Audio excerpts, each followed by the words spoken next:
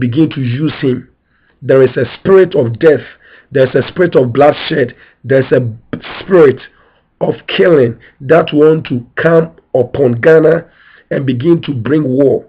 And this spirit, if we don't pray and seize it, not only will it be entering into people and cause them to excite and bring out war, it's going to affect us. So we have to come against those demons.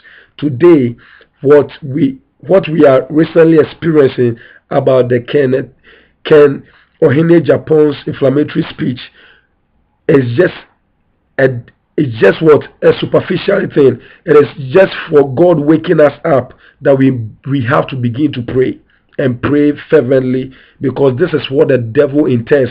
This is just biometric registration, and they are willing to allow war to start. So imagine when the election really begins.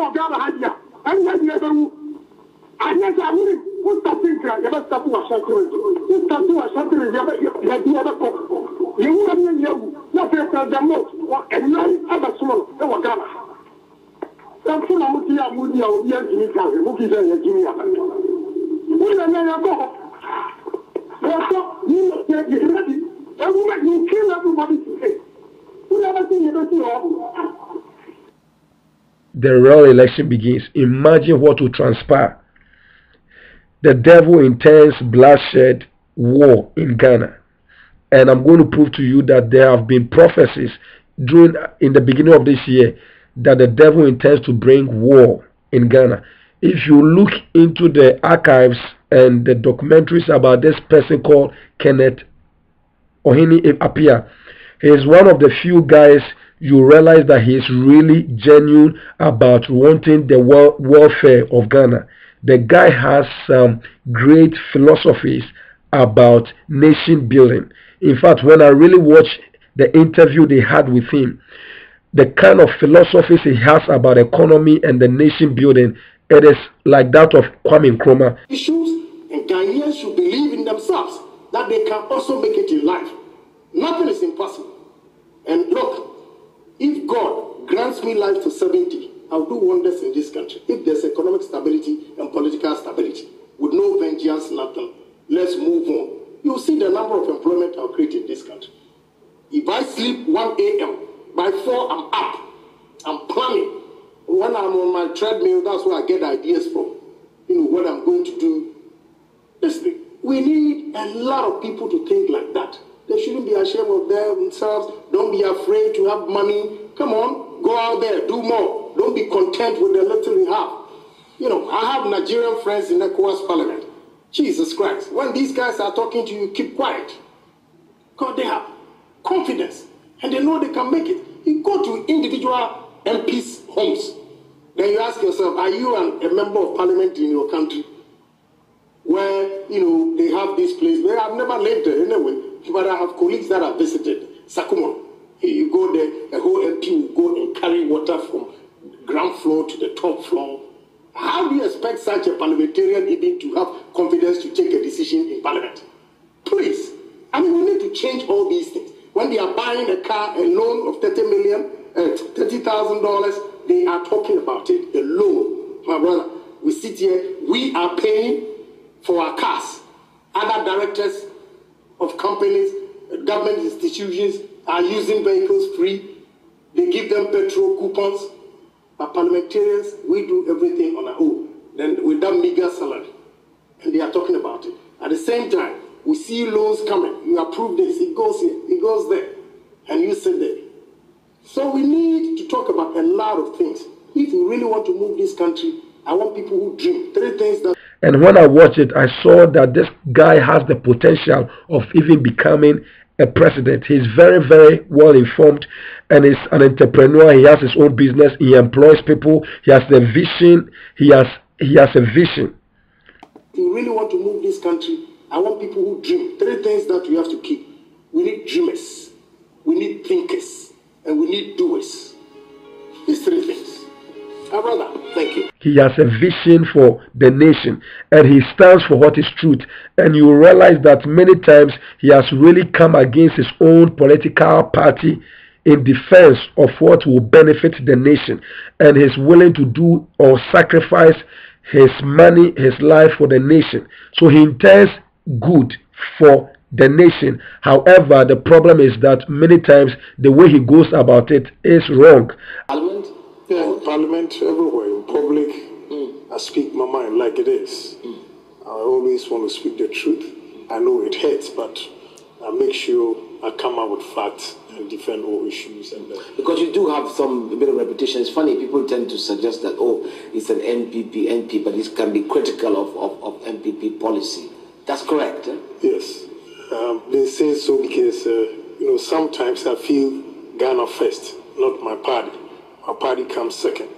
And again, I do so because sometimes if you don't correct your own people or yourself, you become swollen-headed. And by the time you realize you've been voted out of power. So I always do that to draw the attention of my party, of the public perception out there. That they might think they'll be doing the right thing, but it doesn't go well with the public. So, and I always deal with the common people. So whatever comments they make, I pass it on by challenging issues.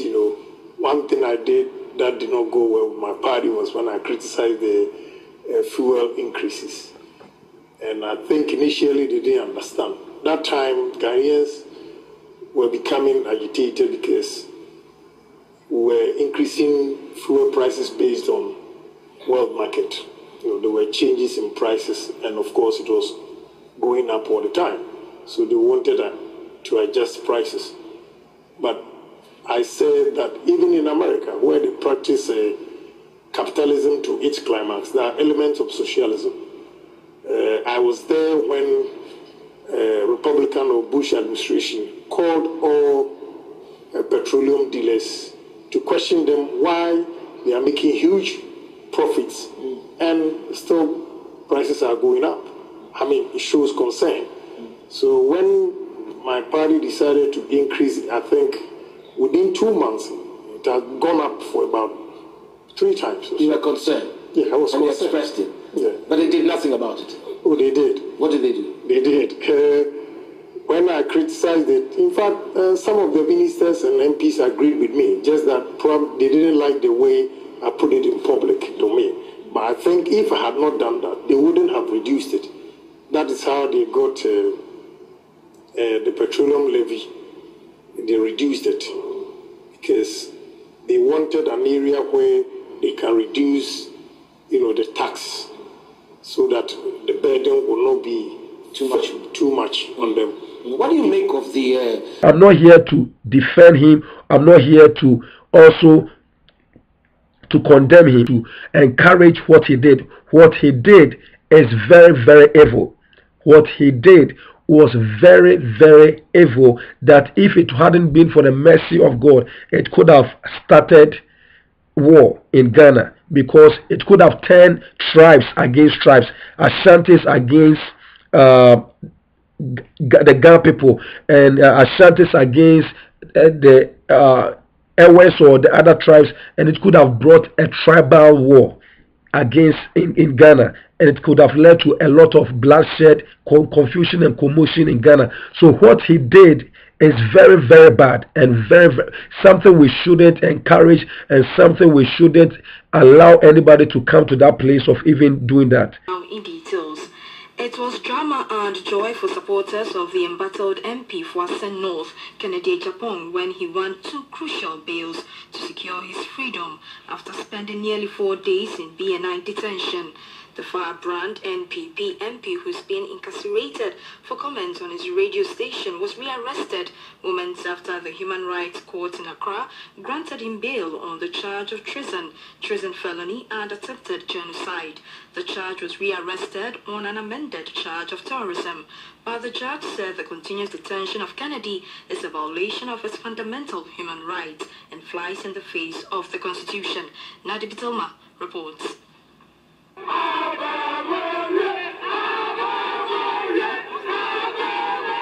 Following the inability of the Agyapong Magistrate Court to adjudicate on matters concerning treason and genocide, the legal team of Ohene Agyapong filed a habeas corpus application at the Human Rights Court in Accra to seek his release.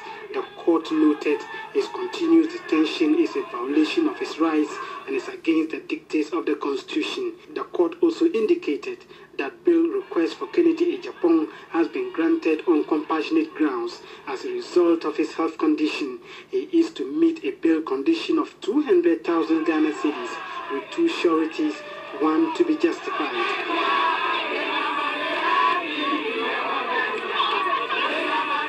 The legal team of Kennedy says they will be able to meet the bail conditions. The application before the court was one we call habeas corpus. What it means in effect is that they should produce the body and justify his continuous detention. But the same law permits the judge to release him on bail. So the judge said, while I have granted the application, that we have to come back on 24th for them to come and justify his continuous detention. For now, I'm granting him bail. So the court has granted him bail for now. The fact that he has diabetes and hypertension, which requires proper and adequate timely medication. Most importantly, too, your diet has to be well supervised. Things like oil, things like sugar content, things like salt content, and so on and so forth. So all of these considerations were brought into bear on the decision that the judge made. But we must be sure and really advise the public that this is not a case where he has been freed totally. He has been freed till Tuesday. Some members of the new Patriotic Party say the decision shows that the rule of law has taken its rightful place in Ghana. We have the best democracy we can have. It doesn't mean that we have reached there. We improve upon it. As the Supreme Court and the courts give judgment and interpret our constitution, we'll be deepening democracy in Ghana. And I think that's how it should be. The court has spoken. Everybody should respect the views of the court. It means that we've been able to ensure that the laws of this country rule and no parties. The charges of treason and genocide preferred against Kennedy Agyapong have not been dropped. The trial continues on Tuesday. From the Human Rights Court in Accra, Nadi Batulma for ETV Ghana News. But it is not him, it is a spirit. It is a spirit that if you don't stop that spirit of killing, that spirit of death and bloodthirsty and war, it will jump into other areas, and next time, by the time you realize that the nation is in, there's tribal wars.